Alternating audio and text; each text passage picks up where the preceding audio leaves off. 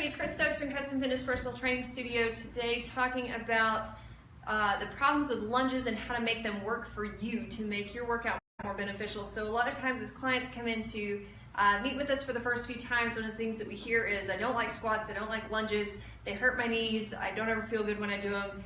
And honestly, that can be a physiological issue to where people's knees are actually, having troubles. A lot of times people need some knee surgeries done or knee replacements and things like that, so obviously they wouldn't be the best bet there. But if you're just the average person who seems to, every time that you do lunges, have extra swelling or soreness or just pains in odd places, there's a good chance that you're not doing them correctly.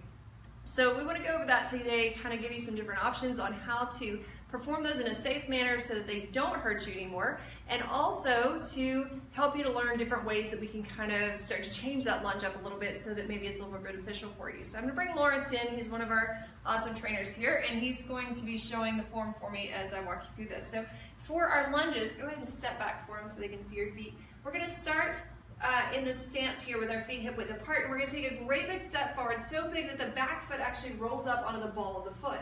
So if your back heel is down, that's going to cause some problems to start with. You'll also notice that as he steps forward here, his knee is kind of back behind the ankle a little bit.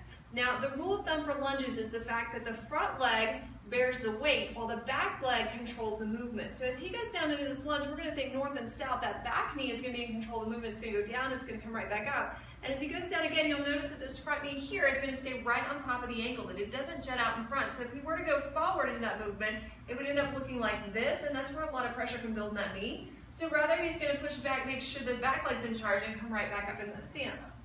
So as he goes up and down here, you'll notice again that this back heel doesn't change position. So it is going to move just a tiny bit, but it's not going to flatten out on the floor and then lift all the way back up, but rather it stays in that similar position there. So this would be just a typical forward lunge where maybe we're in a static position or perhaps we're stepping in and out. So if we were to step in and out, go ahead and have you step back, then you step forward again into that lunge, drop down with the back knee controlling the movement. You'll see how you still don't keep moving forward. We plant that foot, go straight down, and then go back and you would alternate sides.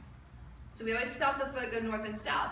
So that would be our forward lunge. Obviously you could do the same thing to the rear, making the lunge go backwards. But if we were to take it into a side lunge here, this is another one that some people have problems with. We would face forward here, and we would step one leg out to the side into our lunge. And as we do that, we want to make sure that, again, our knee doesn't go over our toes. So we do that by taking our hips to the back wall. So we'd sit way back into that lunge, this leg now controlling the movement, which basically is a one-legged squat. This other leg is straight, but our chest is up as high as it can be so that our hips can go down. Then we step back in. So you can either do it where you just go down and up in that movement, maintain the split stance. So go ahead and just take it out there. So we can take it down and up here and just straight up and then right back in, or you could step in each time. But the important thing is that as you sit back into that lunge, that knee doesn't start to go forward into that movement. Thanks, Lawrence. So next time that you're doing some lunges, we want to make sure that the body is in the right position and that the right parts of the body are in control of the right parts of the motion. So holding the weight with that front leg, making sure the back leg is going, controlling that movement, and making sure that you limit the range of motion so that it's not, if it causes problems for your knees, that you're not going all the way to the floor with it until you get strong enough to be able to do that without pain. So there is a point of discomfort with an exercise that is considered reasonable, but once you get that pain threshold, we've gone way too far. So you want to make sure that whatever exercises that you're doing don't cause pain, perhaps a little discomfort, that's showing that we are getting change, but if they're causing pain, we need to stop and reassess.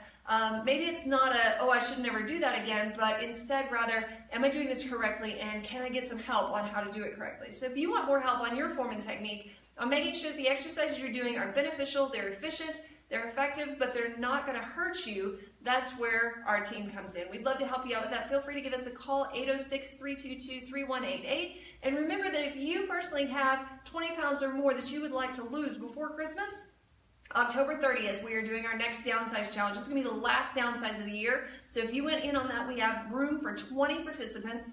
We are starting registration this week. So if you have any interest in losing about 15 inches throughout that program and up to 20 pounds, feel free to come and give us a call. We'll be happy to send you over the application and see if you're a good fit for that program. You can also comment below if you'd like that.